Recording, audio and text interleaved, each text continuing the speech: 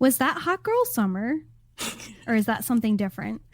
Might be something different. Not Like, sure. I think it's something different.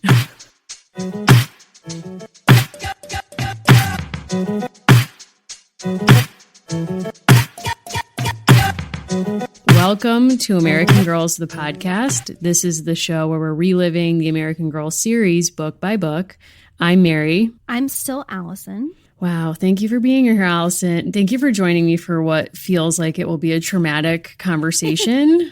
Yes, and we were led in today by The Last Rose of Summer, a 1905 song by Adelina Patti, who was a famous singer in Samantha's time. Love it. I had to learn that song when I took piano lessons. So, actually, this takes me back. What I thought was interesting about it is, one, Samantha is kind of like the last surviving rose of summer. Oof. And the public domain page that I found this on described Adelina as past her prime. And I was like, damn. Didn't really hear that about my friend Addie.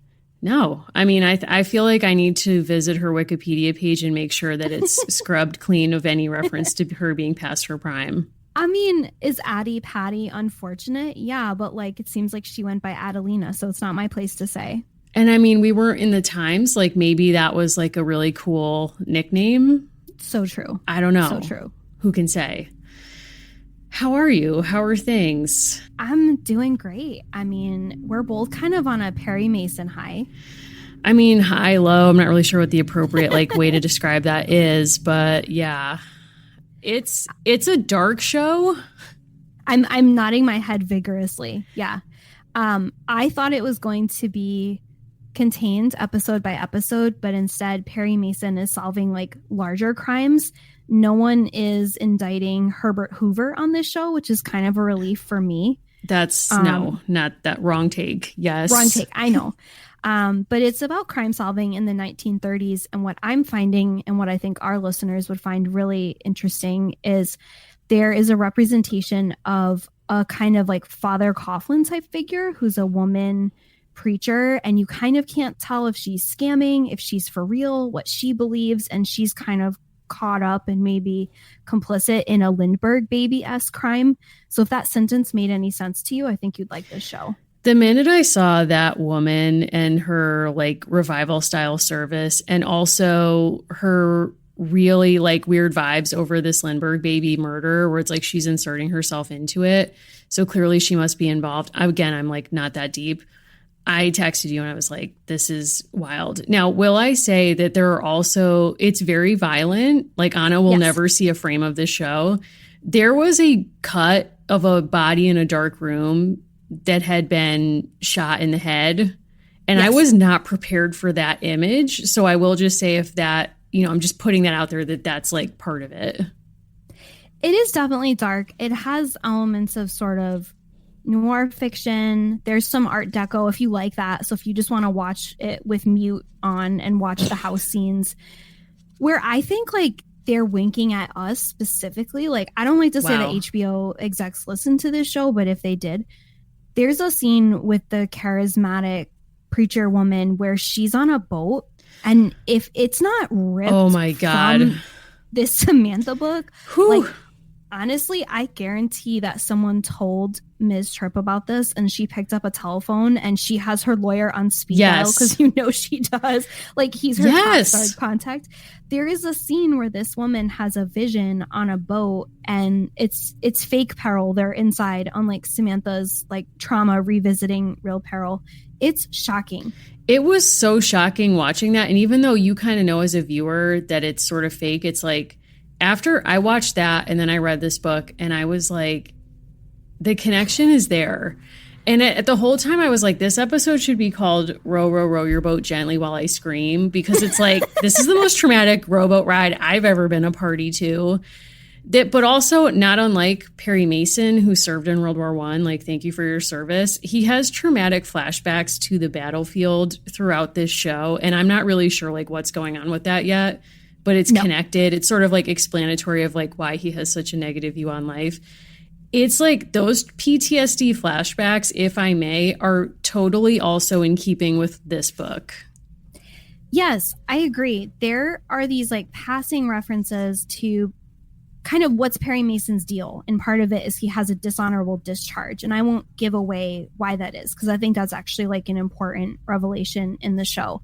But there are all these things, like his chosen career takes him back to those moments again and again and again. Samantha and the characters choosing to revisit the precise way that her parents drowned was such a shock. I mean, the stuff in the attic, the twins of it all, like, we're going to get into it. I have a lot of strong feelings, like vacation culture, like everything that's running through this book. It's like, this book was made for me, but it's also like, this is my terror. I read this before bed. This is the last pop culture thing I'll reference, but I'm also started reading at the behest of a friend, very good friend of ours. Hello, Winnie. Finding Freedom, Harry and Meghan and the Making of a Modern Royal Family, which was released this week. This book is nuts. Like, first of all, I'm actually disappointed in this book because I was told this was an unauthorized biography, which to me means licensed to ill. Like, I'm going to get a lot of dirt here. And instead it's reading like an authorized biography, which is not for me because it's very censored and that's not what I want. I mean, I think it's hard not to be disappointed right now. Like, I think you're disappointed for reasons that are different than the Queen is disappointed. Like, we're all let down by Philip. It's like, I don't know, like, is it a day that ends in Y? I think part of the bigger question is, like, given the fact that, like, she's made a sacred vow to serve, right? But he hasn't. It's like, he kind of keeps doing this thing where it's like, no, it's really over. It's like, they're the Ross and Rachel of the monarchy. It's like, just take a break and don't come back. Or he's kind of like the Elton John who's like, no, seriously, this is my retirement tour. And it's like, I'm not buying a ticket anyway. I haven't bought a ticket for any of the tours. Like, chill out. But he does remind me of like the mummy that would be unwrapped at a party, perhaps attended by Samantha. Like, yes. We have a friend who does really cool research on Egyptology, and he's the one who told me about the fact that there were actually parties in this period where people would buy a mummy from ancient Egypt or wherever and unwrap it like for sport, which is just beyond. But like, I'm just sort of like imagining Philip on Christmas morning, imagining that like he's been bought as a mummy to be unwrapped. And instead they're like, no, Philip, like you're still here. And it's like, that's how I feel. Like, he's still alive? What? He's still trucking, and he'll say that he's retiring and then he steps out. You know, I mean, not unlike Valerie Tripp, where it's like, you thought I was dead, I'm back, or you think I'm going to be here, you think I'm safe, Nellie's out. Like, I'm just going to invoke that particular name, even though there's a few crimes that have been committed. Correct. We both like truly enjoyed Samantha book 5. I feel like we have flown through our time with her. It's gone like, so fast. Like, truly. It's not over. It's not over. Way more content. But we have a movie this time around. Let's not forget that, Allison. So we get to stay with Samantha for quite some time. We have a feature film. There's a play. Like, there's a lot of different things that like we are starting to set into motion. I would say I love when people send us ideas if they have concepts, but like, we're going to be with Sam for a while. So like, Sam Girl Summer is not over. Sam Girl Summer will continue until we say otherwise. Yeah. Wow. Well, you ready to get into it? I'm very ready. Let's do it.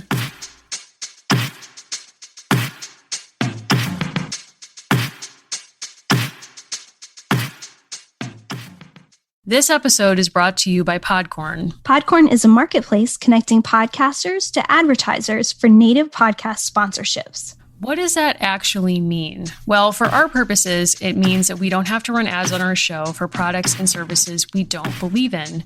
We take this community really seriously, so we've in an ongoing way been trying to match with products that actually meet our mission and our values and are things that we're proud to support. So Podcorn has been a really wonderful service where we've been able to log on to their site and find a bunch of advertisers who want to work with us that we're excited to work with as well. If you're a creator and you're looking for brands that you might want to work with, Podcorn is a great option. They have a marketplace mission to give podcasters transparency, creative freedom, and control, and you never give up exclusive rights to your podcast. Click the link in our show notes to learn how to sign up and to learn more about Podcorn. That's right. So just head over to podcorn.com and get started today.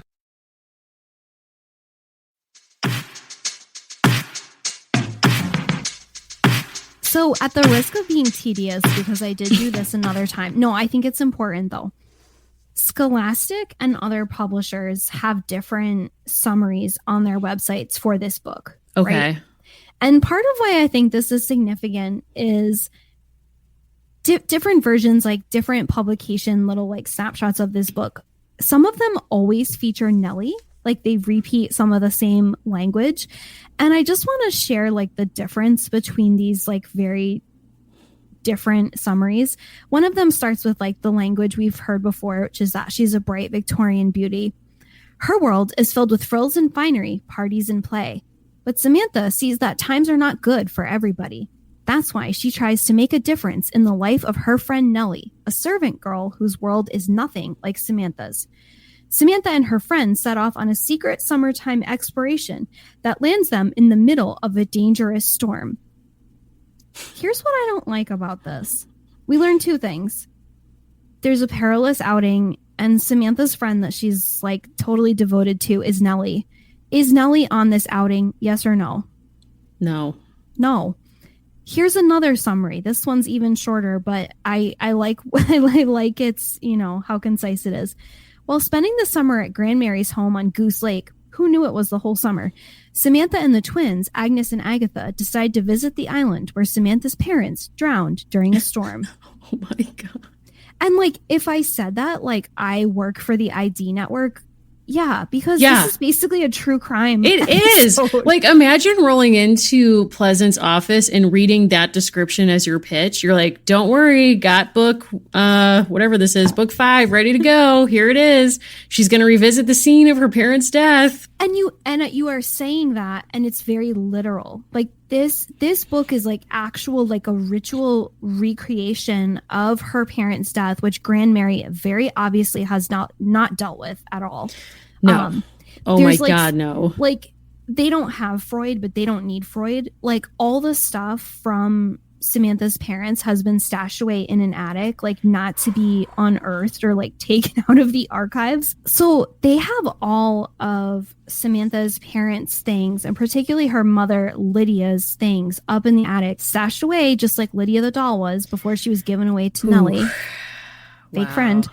And I think what's like really interesting about this book is we kind of get thrown some softballs in the beginning. Like we hear that the family is going out to this camp in the Adirondacks, and then kind of out of nowhere, it's like I felt like I was at a paintball range while I was reading this book. It's like there's a new love interest for Grand Mary. Yeah. We're recreating the parents' death. Nellie is apparently gone for the entire summer. Agnes and Agatha are like back at it.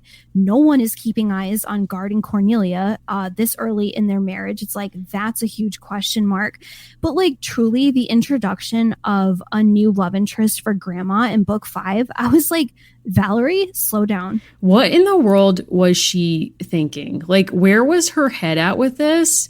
And also, like, it begs a lot of questions because, first of all, I became aware of this man in the character portraits.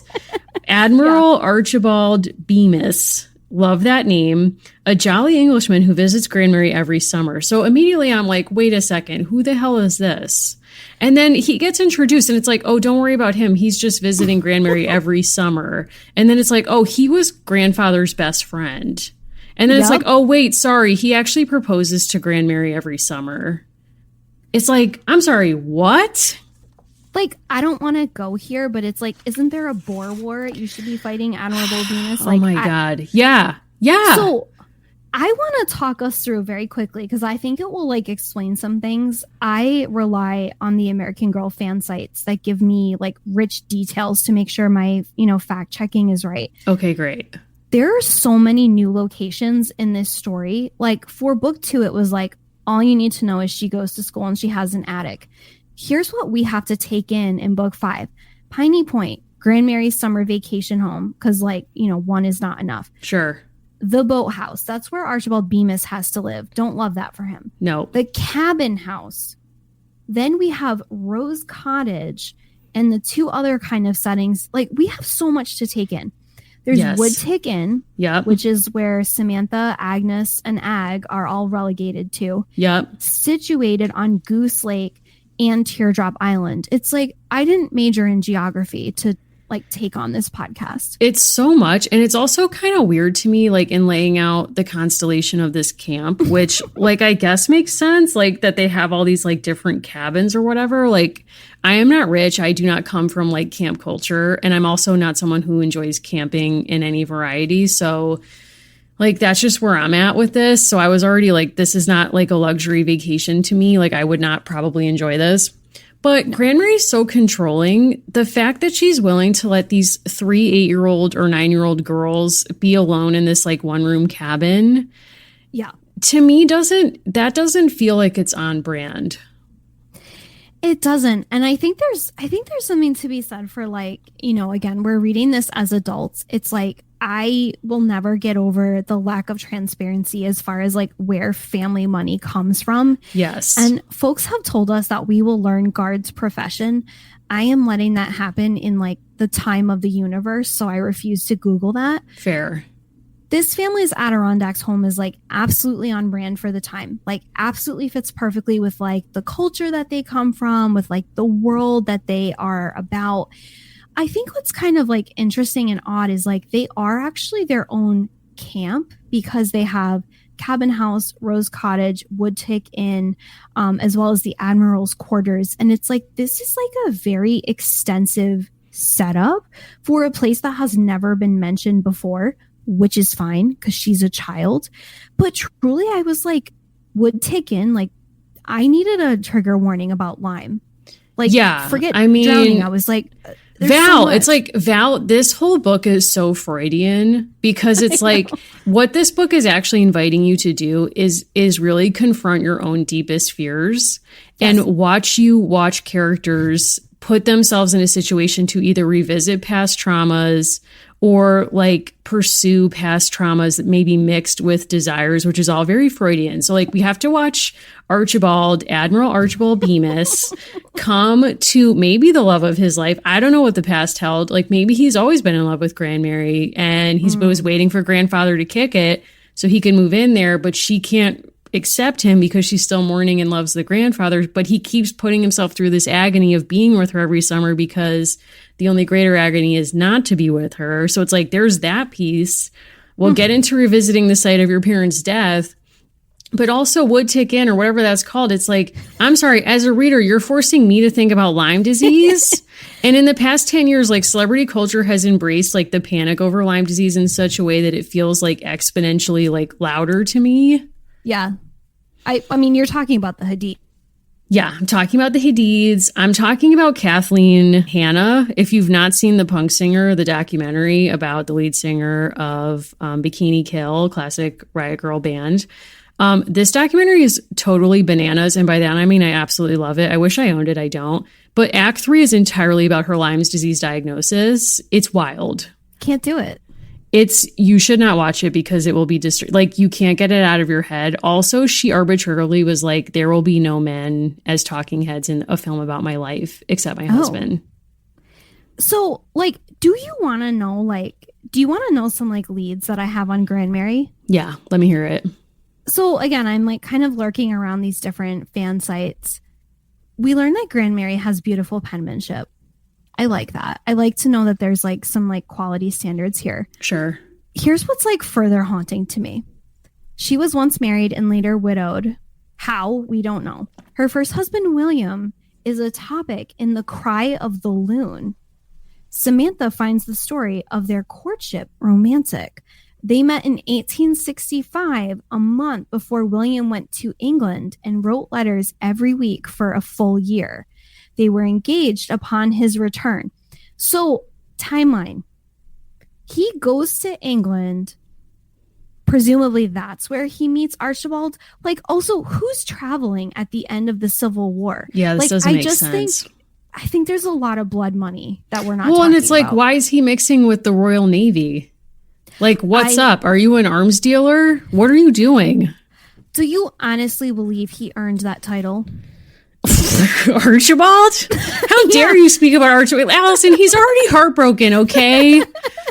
Oh my God. I mean, I'm sorry. This man is like a man out of time already in 1904. Like he belonged in 1814 where his father could have totally respectfully bought him a rank in the Royal Navy. And he'd be like, how am I qualified? Not an ounce. Like my dad's check cleared. Thank you. So we have to set a few things up for people to understand this story because like a lot of people were really concerned for us, understandably. Like we were so reeling about not getting the wedding, right? I'm still upset about that. Also, yeah, I mean, I don't want to interrupt you. Continue. I'll deal with this later. No, so like, you know, in like classic Samantha fashion, like I learned in the course of like research and reading DMs for this episode, not only is there an Archibald and Grandmary wedding in autumn 1905. What? Yeah, so that's 2 weddings in 1 year. I'm paying attention. The March wedding of 1905 between Gardner and Cornelia is covered in a short story that first originated in the magazine. And it's a shock. In what way? In that, like, they don't marry each other? So they do marry each other. Here's my issue. I need to read to you like a very brief passage. Like when I say that this story shook me to my core, and it's only about 11 pages. Fair. In a very small book. I want to share with you how this wedding ends because I think it's revealing. Gard is waiting for Cornelia, you know, at the altar, and like standing with her are these 3 youngsters. Cornelia has no friends, which I don't buy. Like I don't buy that there's no friends / like lovers at this wedding. Ooh. Through the fine lace of the veil, Cornelia smiled at Gard. Then she too winked at Samantha. Oh okay, God. So it's like that's for us. Like she's like, look, Samantha, you know what this is. She's like, someday when you have your own sham heterosexual wedding, you can wink back at me. She's like, someday when I write your letter of reference to Smith College, we'll sit down and have a convo about what this was all about. Yes. There's also like, this is a well that like these authors cannot go to enough. And this is where I think it like puts us back into this story. There's shenanigans with like a tangential character named Alice who messes about with Cornelia's veil. And she's like, yes, everyone focus on that as the problem with this wedding. And so Samantha runs back to the family's estate and she finds her own mother's wedding veil and then like subs it in. And kind of where I'm at with this is like, it's very, very interesting to me the way that when we read Josefina and Josefina shared this like very valuable bond with her mother through her things. Mm-hmm. It's like, I think that's both like a very valuable trans historical concept and one that's like, if not overdone in this series, like done to such different ends, story by story. Yeah, it strikes me as odd too, because if you think about this as like a branding opportunity, not to be that person, but here we are. When this series centers material objects, there are times when it makes sense historically and it showcases the value of material things as sites of history. But this is also a brand that's obsessed with storytelling. So it's fascinating to me that we have so much death off screen or like off page in these books. But you're right that when characters are mourning or want to connect with a loved one who has passed, they almost always turn to material objects that they explore on their own without an adult to grieve and to bond.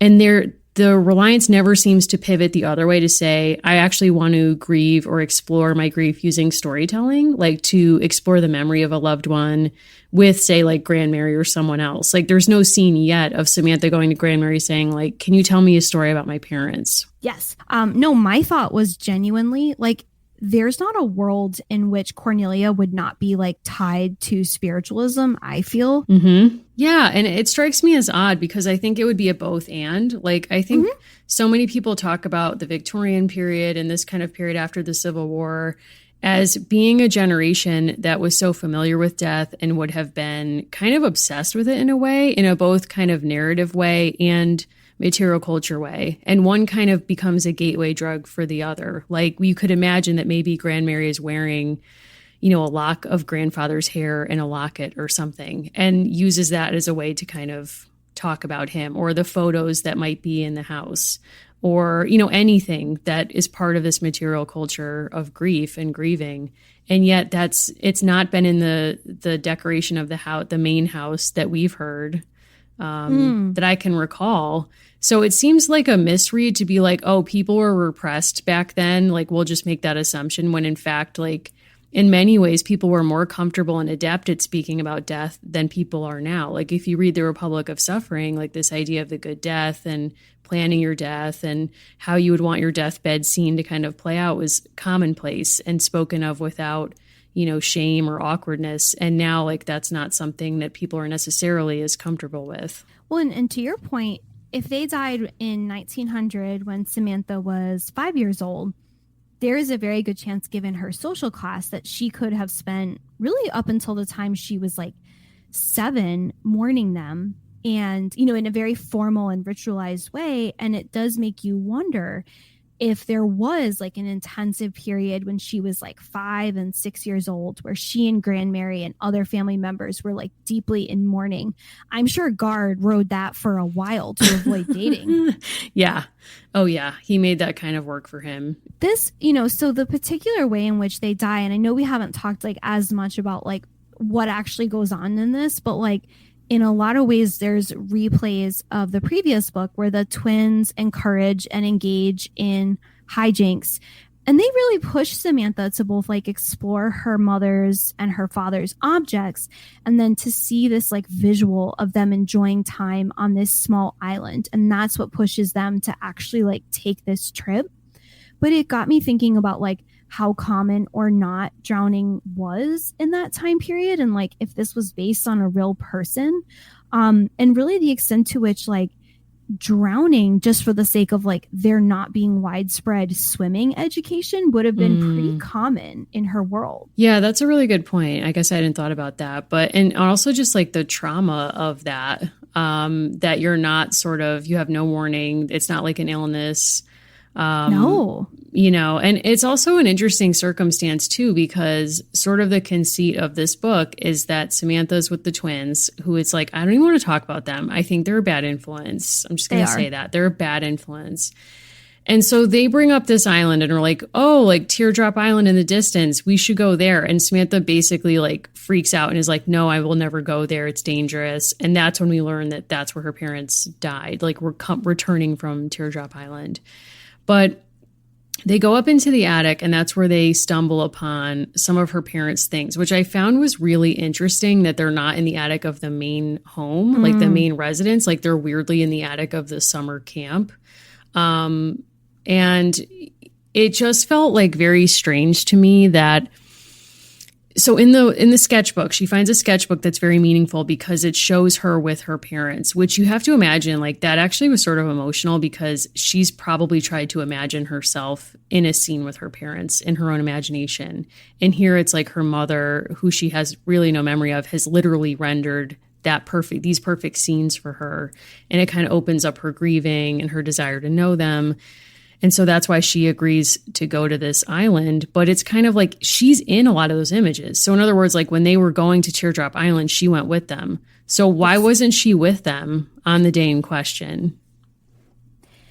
It does. I mean, I'm not trying to like put anything on the Admiral. It does raise some questions because he's been there annually. I thought something that was like very much in keeping with the time and like very you know, like kind of interesting, like as a young girl to like read about this.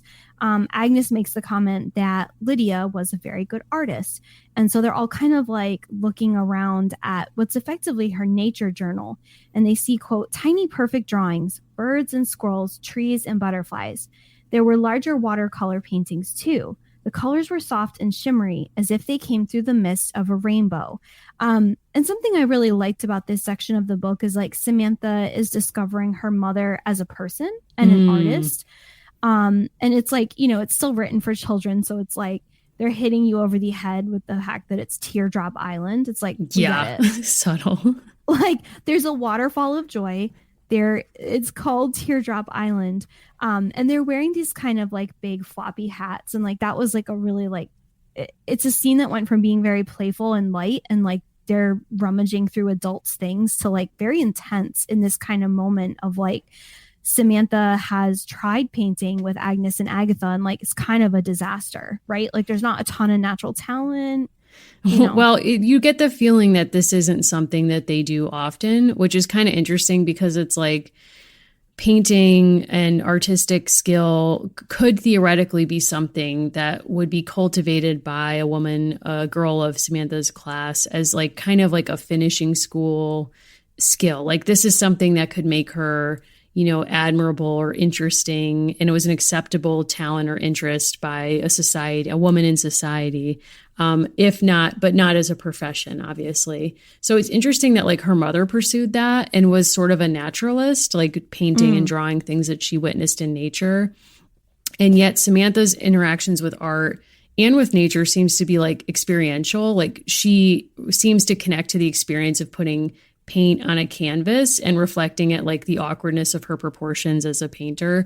But she's not trying to like seriously render one of the twins in a portrait or using it to document something that she sees. It's all about like being in the moment for her. It also shows you how much like gender and gender performance like ties into how we interpret something. Like, so that chapter is the sketchbook, right? And it's interesting to look at this from the longer perspective. Someone like Emily Dickinson was a very talented writer and also someone who cared a lot about the natural world. And when she's paired with a contemporary like Thoreau, it's like, well, Thoreau is an environmental genius. Like right. they both have comparable levels of actual training and understanding the world. If anything, Emily actually has more. But you look at the way like people used to, and I don't think they do anymore, but like used to talk about the way that she would take parts of the natural world and like play with them in her own kind of greenhouse. Obviously, I'm very, very nature. I couldn't think of the word. You're so of the earth, Allison. Like the way that she was interested in plants and the breeding of plants and the way that she would take pieces of the natural world and make these beautiful displays of them. It's like this taken from a different perspective is a naturalist's attempt at organizing and classifying the world. I'm not saying Samantha would be expected to think that, but people would kind of be very dismissive of these women's books because it was like, well, it's just women, picking flowers. Right, exactly. Whereas even like Teddy Roosevelt, who was doing his own DIY taxidermy in his bedroom as a child and then through to adulthood, and was obviously very interested in biology, which is what he studied in college, and organizing the natural world in a very kind of comparable way. Even though for him it was clearly a hobby, he was taken much more seriously. He and other men, of that class who had the privilege of the free time to explore that. Because he was a man, like purely that's the difference. And so it is kind of a shock now to look back and think about how we can recover or reinterpret women's interactions with the natural world, as part of this kind of early scientific work in ways that we're totally kind of hiding in plain sight or allowed to before. There's also, I think, one of the best moments of the whole series, which is page 34, where Samantha actually comes across the waterfall and she has this moment of recognition. And there it was, looking exactly the way it did in her mother's painting. And so she has this kind of like appreciation for her mother. And also it's just like this beautifully framed illustration where she's seeing this thing that she knows her mother had the same exact vantage point of. And I thought that part was like, we all have that as a relatable moment of like, you've seen something in pictures so many times. And then to think like she's having this moment, like my mother and father were here and like, they loved me here, right? Like how special that is for her. And I just wish the twins weren't there. I know. I do not want the twins in this book because it's like actually really interesting to think about the material culture that they each engage, which is like for Samantha, like the minute she stumbles on the sketchbook, it's a very like sacred object for her. And really it's for her a main object to conduct this ritual to retrace the steps of her parents and try to like almost seduce a memory of them, because it's like she so desperately wants to connect with them. And then it happens for her at the waterfall. But you can connect, like thinking about vacation culture and the evolution of even the idea of taking a vacation. It's like, okay, here's a really meaningful souvenir, you might say, of a trip. And it's a souvenir that's based in an experience and a memory of an experience you have with your family. Cut to page 18, and we see the objects the twins are making. We see a press that the twins were using to press wildflowers that they found. And then we also see a pine cone or pine needle pillow that they've embroidered. And it just says, "I pine for you," which like also I kind of love because I love puns. But it's like putting these two like objects in conversation, you have such a different story of the same vacation. So you could not have known this, but you teed me up perfectly to talk about something that a listener actually emailed to us. I'm not exaggerating, like close to a year ago, which is about Samantha's backpack. Whoa. Yes. And so she had written to us, and it just like stood out so vividly. I made sure to dig back like through our files. Listener Caitlin, who actually works at Acadia National Park, is a conservation paleobiologist and plant ecologist, as if we didn't already feel bad enough about ourselves today, because that's like very cool. And she calls that a real life piney point, which is a really important like historical connection, because the Adirondacks and Acadia are on these kind of parallel tracks of being developed as campgrounds essentially for the rich. But she wrote to us specifically because Samantha's, what she's carrying is actually a Wabanaki basket. So she writes to us that she had no idea what this was, but she was a Samantha. And she was at the Abbey Museum in Bar Harbor, and she saw an indigenous artist named Gabrielle Frey's utility baskets. And this had been part of an exhibit called Indians and Rusticators, which was about the connections that local Wabanaki people made with what she calls the fancy summer people on Mount Desert Island, which is almost exactly the same as the kind of wealthy community that surrounded the Adirondacks. And she says she was walking through this exhibit, and she says, like, this is Samantha. Like, Samantha is doing this same kind of thing, wearing an ash and sweetgrass basket as a kind of backpack or satchel, which is such an interesting connection and like very deep indigenous connection to these two different summer camp communities. I think that's fascinating, and it totally makes sense. And it's kind of fascinating that in a way, like the production of this book has mirrored the history it's meant to represent. And by that, I mean the linkage to an indigenous artifact or material object has been erased, both in the way that American Girl has produced this book, including the peek into the past, but also, of course, in Samantha's time. Like we don't have a scene where she's like, oh, by the way, this is where I got this backpack. It's actually this other thing that's not from my culture, but I'm fascinated. Or a way of kind of like pivoting to be inclusive, or at least acknowledge the appropriation that likely happened in this period, right? But at least to note that and kind of like shine a light on it. And it's also fascinating because in the peek into the past too, one of the notes I had was that there's a complete erasure of indigenous culture from conversations about the air quotes frontier. Yes. And the air quotes like roughing it. So like so many things. One thing I just want to say about baskets specifically, I remember as a high school student, an expression I heard over and over was apply to the school you want to go to. And I'm sure you heard this too, and say that you'll major in anything, including basket weaving. Did you ever hear this? Yep. Oh, yeah. And the whole sort of joke of it was like, then you can get in and pick a harder major, but try to get in on a less popular one. And I think about like what I know now, and I think there's so much and I went to a women's high school that was like pretty progressive in some ways. This whole notion of like basket weaving being a joke has these anti-indigenous undercurrents of like basket weaving is often an act of resistance. Yeah. And I remember going to a museum actually in Portland, Maine a few years ago, and I was so completely embarrassed because I thought of how like I've also used that expression. And looking at baskets as a form of art in the same way that textiles and these other kinds of like women's traditions are very much in the same vein. And I was thinking, wow, that's like such a sad and dismissive comment that says more about you than it does about baskets, which I didn't have the education to know. Mm-hmm. And now that I do, it's like you look at these pieces, I could not make that if my life depended on it.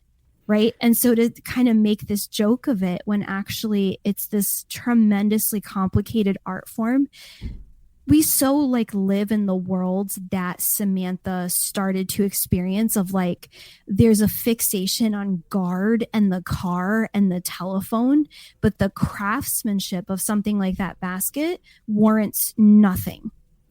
Right. And like, this is also during the period of the arts and crafts movement. So like, this is a time when mostly white artisans were, air quotes, reclaiming, doing handmade furniture, hand printed wallpaper, you know, to in some ways a reaction against like the industrialization of all of these objects, which sort of removed from it under their perception, the idea of like, this is made, the making of this is an art and we are artists. So there's actually a reality show that brought together artists now to live in a house. It's called like Victorian Arts and Crafts or something like that. I'll post it. It was kind of insane because of course, like there's one man who like mansplains to everyone else there about like how to make everything. But every week they have to make an object for a different room in the Victorian mansion, drawing on the arts and crafts movement. But what that basically does is also, even in its own time, displace Indigenous people and others from being considered artists or skilled, because it's like white people are coming yet again to appropriate, like we are the only ones who can make a basket and be considered artists doing so. And so in a way, it's like a different kind of arts and crafts colonialism. No, you're absolutely right. William Morris, God, I feel like I talk about William Morris to everyone. It's like literally no one has asked. And I'm like, did you know William Morris? I'm interested. Yeah, I love the wallpaper. Did you know he was a socialist who made wallpaper? But the whole kind of like underlying thrust of this book and Samantha's experience is rich people play at things that are other people's lives, right? Like that's an underlying current of her life. I think why we've enjoyed reading her is she is a child who sees this clearer than other adults around her, and she asks interesting questions. And I think that's also what makes her like palatable and enjoyable as a young person who's kind of navigating us through these spaces. Like the way that they have, you know, gone to different locales and it's like they're playing at it, but it's not real. Like they're living in a cabin, but they would never actually live in a cabin. And that's a function of their privilege. And even Samantha and the friends kind of being like, well, we'll be artists now, right? Like as if they're out at Weir Farm or something, you know, like, well, we'll just be artists for the afternoon. Samantha is kind of a pleasurable point of view because she's young and she's still kind of like, wait, what are we doing? Yeah, like she's so innocent with it that it's like you can laugh with her and at her in a way, but like you can forgive her because she's a child. And so it's like she's sort of in a way like an anthropologist, like what is this people of which I'm a part? Like what are their rituals? What are their practices?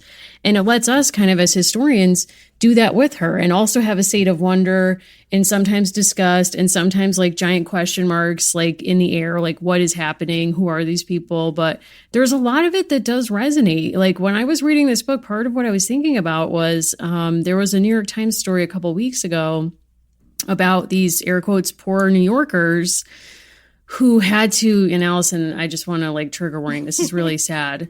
I know. They had to flee their really expensive apartments to live in their summer homes, which are themselves mansions. And now it's like they're there for an indefinite period. And like, you wouldn't believe how difficult it is to do a kitchen reno during a pandemic. Like, how am I supposed to live like this? I can't talk about that. I mean, I that really might wish be you had too told far. me we were going to go there on air because I'm just not. I'm sorry. I apologize. I know sometimes I take things too far and it's like, I have to sit with that. I need to do some self-work.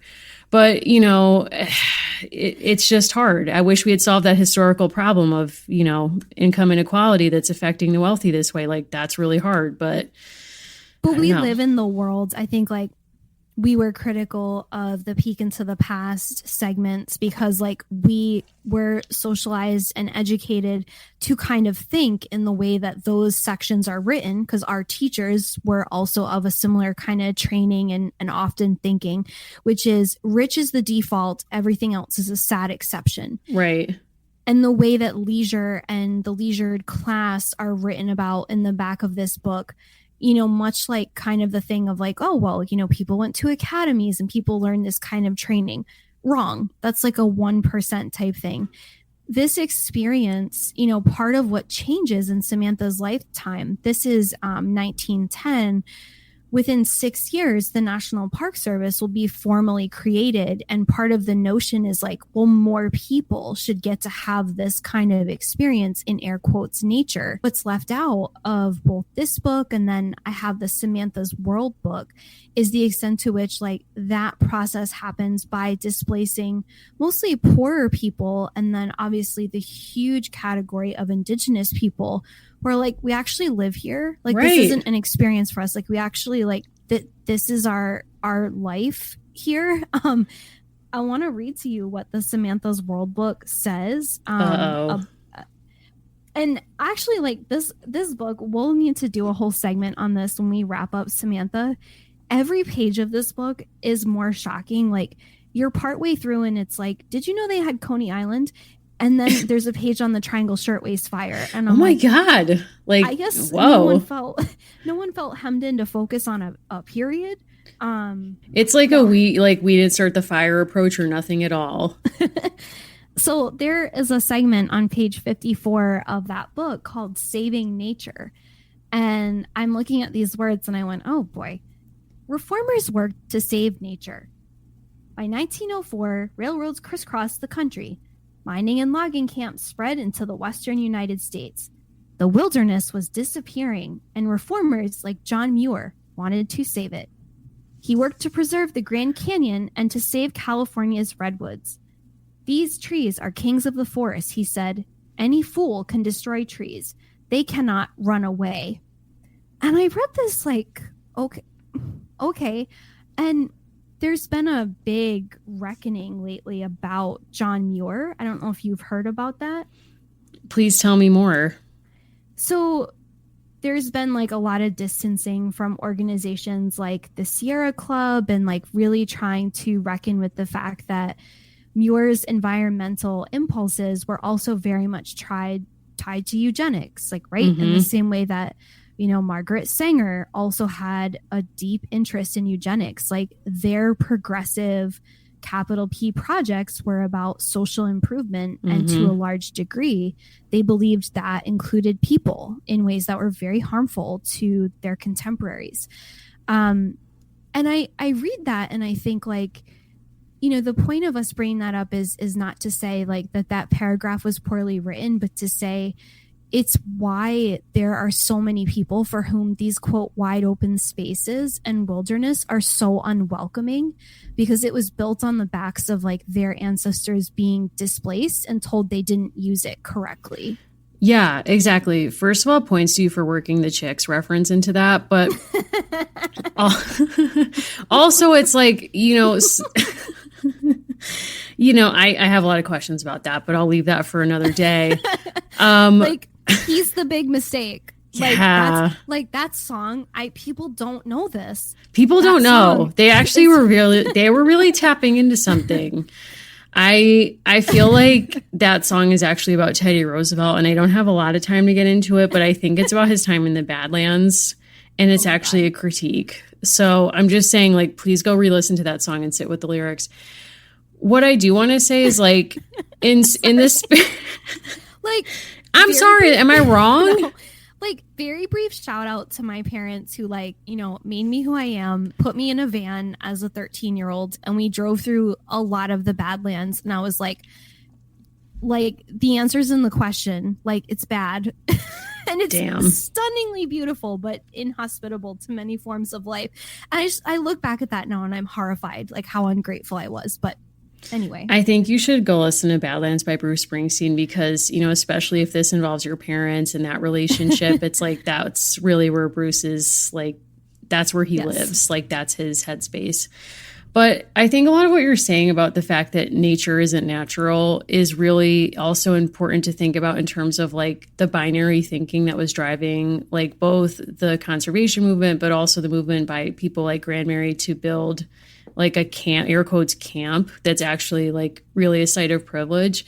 And that's this obsession that people in this time had with the binary between like barbarism and civilization. And the fact that in many ways, like the way to emphasize how civilized you were was to like pass through like air quotes savage barbarism and then becoming civilized. So in a lot of ways, that's why you have photographs of rich white people like pretending to be Native Americans, or like even Teddy Roosevelt going to the Badlands, like all of this stuff where people are like, I'm going to go air quotes rough it. And then by doing that, it will force me to evolve and become civilized. And it will emphasize like the degree to which I have air quotes evolved past other people. So like social Darwinism and all these other ideas influencing this. So it's not an accident that people like Grand Mary's in the woods pretending to camp and rough it, but also doing so with servants serving dinner at tableside with, you know, probably like monogrammed linens or something. And it's like, also, I love the detail in here of like the chair that's made from like a tree or something that's made to look rough. It's like the production of that furniture is like the ball game. That's everything you need to know. It also, you know, sheds an even like brighter spotlight on why the drowning is such a specific kind of trauma, because it's like people are supposed to have this mastery over the natural world, and that exposes a major cleavage, right, in like their understanding, in their control over their natural environment. And it feels so random to them, right? Like they just happen to hit a rock the wrong way. We haven't even like described the supposed climax of this book, because I don't really think I think it was just bizarre. I just need to read one sentence from that climax that to me was so chilling for this to be in a children's book. And this is on the top of page 50. So now the twins, I'm putting this on the twins. They didn't beach that canoe correctly. So when they made it to Teardrop Island, the canoe sank, or like floated away and sank. So when they tried to return home in bad weather, which the admiral had warned them was a, you know, thing that could happen that day, they were like, wow, we're stranded on the island. What are we supposed to do now? And they're sort of sheltering in place, and the admiral comes to find them. But when he gets off the boat, he slips and falls, cuts his head. He's disoriented. Samantha gets him in his own rowboat. They head out for home. Samantha's at the front of the rowboat calling out like where these rocks are that could tear up the bottom of the boat. And she has this thought. She's like stuck between like the narrow part of the island as they're trying to get to the wider part where their camp is. And she says, it was probably like this the night my parents drowned. I know. Honestly, why is that line in this book? I was like, too real. Like this is primal. It's primal. It's further proof that the admiral is a con artist. Okay. Whoa. Like, okay, you're an admiral and you can't get to and from this island. This whole scene was also further proof to me of like, we knew Grand Mary was kind of checked out when a school was happening in her house, and she was like, fine. And then with Christmas, where she was like, I just need to get Guard married to a woman. Now it's like, you're at the camp, girl, and you have no idea what's going on. She has literally no sense of what's going on. And what's weird is like, is she napping? Because there's that reference where it's like, all the adults take naps. Like, that's weird. The kids are like, so like stunned by this. But it's like, okay, she takes an after lunch nap, but they head out in the morning. So where was her antenna like at that point? We also learn once again that like, because this is something you've pointed out before, this is probably my favorite Saves the Day book of all the ones that we've read thus far, but it's always the 9 to 10-year-old who's responsible for like solving a family trauma or like fixing some kind of long-standing issue. Like, it's clear Grand Mary has not fully dealt with the loss of her daughter and son-in-law and like what it means to be a parent to her granddaughter. Yep. And Samantha has to kind of encourage her to like go out to the Teardrop Island. And based on what else we know, it's like Samantha also seems responsible for like finally getting her over the hump of like missing her husband, because she marries the admiral. Oh my God. That's so, honestly, that whole thing is so weird to me. I don't get it. Or it's like maybe at this point, Grand Mary has hired a Pinkerton detective to look into the background of the Admiral, because she's like, listen, I don't know. Like, he's got a bunch of whistles, but like he doesn't really seem to like seaworthy. And I need to know like financially if he's seaworthy before I'm going to take him on. Like, is he a scammer or is he the real thing? I don't know. Like, maybe she's genuinely in love with him, but she's like, I don't think he has any money. And I do. No. So it's like, I need to check into this. It's very weird to me that the material objects of her daughter's life are in the camp attic. It's like the place where you spend maybe a few months a year is where you keep presumably treasured objects. Like, that invites a question where it's like, are you mourning so deeply that you can't be anywhere near this stuff? Or is it that like you're forcing yourself to like literally put this out of your mind insofar as like it's as distant as you can get it?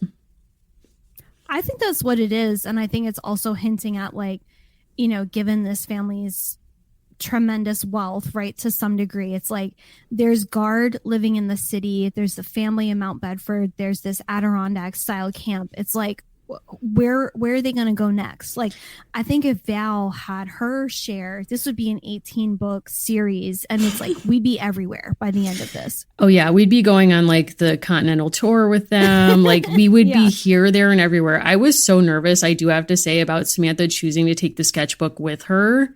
Yes. Because I was like, listen, girl, you're going on like a waterway. Like, this book happens to fall overboard. Like, that's a one-of-a-kind treasure. Like, what are you doing with this? I was so nervous, especially when it was storming. But then I hit that line where she was like, wow, I bet this is what it was like when my parents died. I was like, like, I'm not prepared for this. You know, folks warned us. They told us. I don't think anyone appropriately warned me about the twins. But then again, like, did anybody warn Mary Shelley that Percy was going to drown? No. Whew. They should have warned her about a lot of things. I'll just say that. But, you know, we grew up in the era of the Doublemint twins, and it's like, in many ways, I should have been prepared for like twins who conduct hijinks. Yes. I was not prepared for this terrible twosome. Like, I'm just going to say that.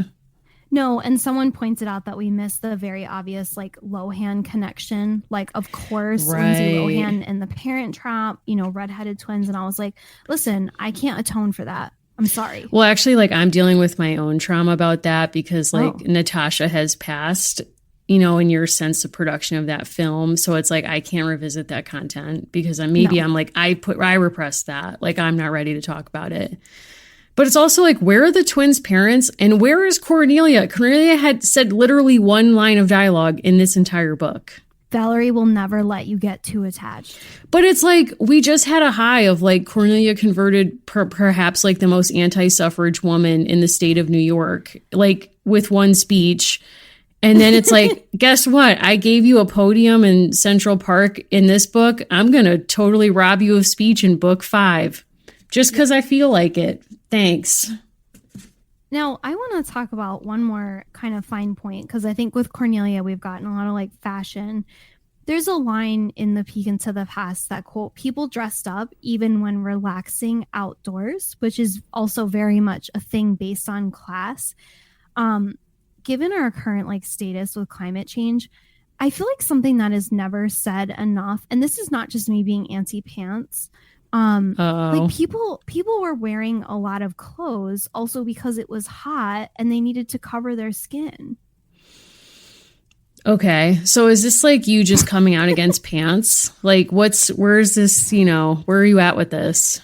I don't know. I was just, I felt the need to like point that out because I've been getting like intense sun exposure lately on my days off. So I don't know. I just felt like people needed to hear that. Because you want to like return to that? No, but I also feel like people are very quick to be critical of like leisure clothing from other eras when like they didn't necessarily have the language about skin cancer that we would understand today. But like a sunburn is a transhistorical, unpleasant experience. Okay. I respect that. I did also want to add one more quick thing. I found a story of a couple that like I don't think inspired this book, but that would have been like huge right around this time, which was a real life story of a drowning in the Adirondacks of a woman named Grace Brown. And she was a working class woman who was with someone a bit wealthier. And this was like a big deal at the time. But I looked up some different statistics on New York State and drowning rates around this time. And I wanted to mention that in part because there's a nonprofit in my area called Stages of Freedom. And part of what they do is education around drowning risk and how a lot of that has to do with race and background. And currently today, there are groups of children in the United States, particularly young people just before teenagehood, where young Black people are 10 times more likely to drown than white people of the same age. Oh, wow. And that's like the largest disparity, but like drowning was a significant problem in Samantha's childhood, but I think it's something that like even today is hugely important. That nonprofit works to make sure that all young people and especially Black students in Providence get access to swimming lessons, because even right now with COVID times, like people are desperate for relief from the heat. And so just something I wanted to kind of put out there, that like this one kind of one-off story of the parents, like there is this like huge social issue and this disparity around it. Like everything has a history, including drowning. So just something I was kind of doing some digging. Then I started looking at like death and disease rates in New York State records. And I was like, Allison, stop it. But I think that's like an important kind of piece of this that like remains a problem, right? It's not something that technology has really changed or done much to lessen over time. Yeah. And I think you can even think about that in some of the apocryphal like college tour narratives of like so-and-so rich person donated money, but she mandated that like everyone has to pass a swim test so that so like no one else can drown on the Titanic or whatever. I don't even know if that's based on real history, but I know like Harvard and some other universities have those kinds of stories when you like go by the pool or something of like, oh, our school for 50 years had a swim test, but we got rid of it, but it came from this place and you can still take swimming as a class or whatever. You can also interpret that as an equalizer, right? Like people who didn't have that opportunity are then like, if there's lessons provided, like given that opportunity, right, to learn. I just want to say, like, I have a question for reader Elise, who called this a good story and fun. What? Elise, I'm worried about you. Elise, a little worried about you. Very happy for Serena, who came back into the court and just said, what about Nellie? Damn. What about, to quote Pink, what about us? We want to care. We care about Nellie. Give us her back. About trust? I know. What about trust? Oh my God. Yes. Much in the same way that Nellie, the rapper, left our public discourse, this Nellie is gone, but not forgotten. She is coming back in book 6. So, I mean, it's kind of like too little, too late for me, but we'll see. I know. Wow. I don't even know what else to say about this book. I feel like spent. I feel like maybe I need to go sign up for swimming lessons. I don't really know what to do with myself at this point. It's rough. I'm very glad that we read it in the summer. I think, it was a camp without a lot of camp, but I enjoyed kind of going through this with Sam, Sam and Uncle Guard, who's cool for the summer, if you know what I'm talking about. Oh my gosh. Indeed. Yeah. Wow. Yeah. I think my favorite line of this exploration thus far has been when I mentioned their marriage and you said to each other. That's a real question I have. I know. I refuse to read the short story about their wedding because it's like there are certain kind of like, I don't do sci-fi. I don't do fantasy. So like, I just can't. I'm sorry. It's a bridge too far. I'll do a lot for this show. I'm not doing that. Like, I know what's up and I'm not doing that. there's just like unspoken things in our friendship. It's like there's certain things I'm not gonna do. It's like I know you're not gonna read these like certain one-offs. It's like I just know. Yeah. And it's like I do for team and you do other things. I just won't. I have to draw a line in the sand somewhere. I can't do it. I know. I love it. Wow. Well, this has been stirring. This has been terrifying. You know, I'm taking some notes to take with me to therapy next week just to work some stuff out. Just a quick follow up on my Instagram. I did say that I wanted to help save USPS by sending more snail mail. And I solicited some pen pals because a friend of ours did that. And I thought that was cool. And I didn't really think it through. Got a lot of responses.